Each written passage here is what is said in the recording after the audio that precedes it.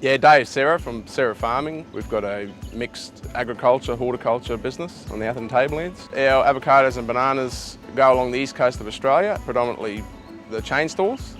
And we also got a drilling business, this is home base, and we service Queensland from here.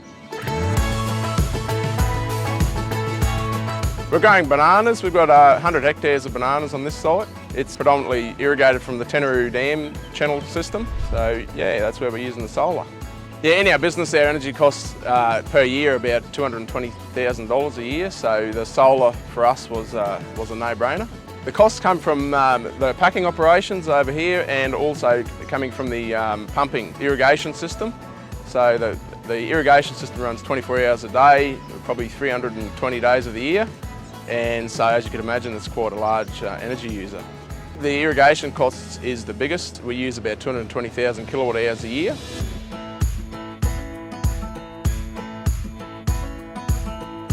Water-wise, we're pumping 800 megalitres a year, which is 800 million litres a year. The energy usage on that's about 220,000 kilowatt hours a year, so quite large.